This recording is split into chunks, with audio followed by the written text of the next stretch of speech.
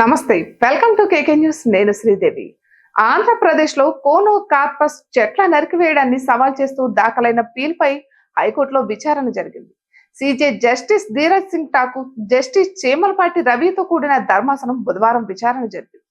కోనో corpus చెట్లతో శ్వాసకోశ ఇబ్బందులు ఎదురవుతున్నట్లు ఫిర్యాదులు అందుతున్నాయని ప్రభుత్వ ప్రత్యేక న్యాయవాది వాదనలు వినిపించారు. కాకినాడ, నెల్లూరు జిల్లాలో మొత్తం 645 చెట్లను కొట్టేసి వాటి స్థానంలో దేశీ మొక్కలు నాటుతున్నారని ధర్మాసనానికి తెలిపారు.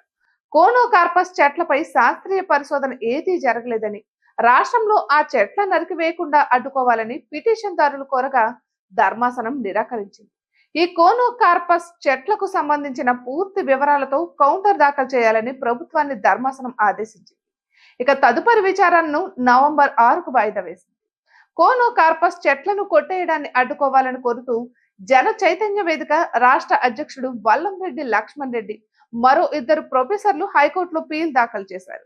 ఇక రాష్ట్ర వ్యాప్తంగా కోనో కార్పస్ చెట్లను అక్రమంగా కొట్టేసిన వారి నుంచి వాల్టా చట్టం ప్రకారం నష్టపరిహారం వసూలు చేసి ప్రత్యామ్నాయ ప్రదేశంలో మొక్కలు నాటేలా అధికారులను ఆదేశించాలని హైకోర్టులో పీల్లో కోరారు. కోనో కార్పస్ చెట్లు ఆరోగ్యంపై ప్రతికూల ప్రభావం చూపుతాయనే కారణంతో కొట్టేయడాన్ని అధికారులు ప్రోత్సహిస్తున్నారని పీల్లో ప్రస్తావించారు.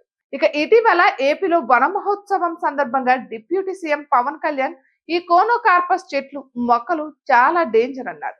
కోనో కార్పస్ చెట్లు వంటి మొక్కల వల్ల అనార్థాలు ఉన్నాయని, ఎలాంటి ఉపయోగాలు లేవన్నారు. ఈ కోనో కార్పస్ మొక్కలను పశువులు తినవు, పక్షులు గూడు కట్టుకోవని చెప్పుకొచ్చారు. ఈ చెట్లకు క్రిమి కీటకాలే రావని, పక్షులే దూరంగా ఉండే ఈ మొక్కలను పెంచడం మంచిది కాదన్నారు.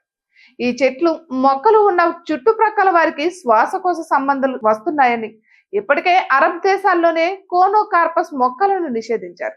ప్రజలు ఈ విషయాన్ని గమనించి సామాజిక బాధ్యతగా ఈ మొక్కను నాటడం మానేయాలని పిలుపునిచ్చారు.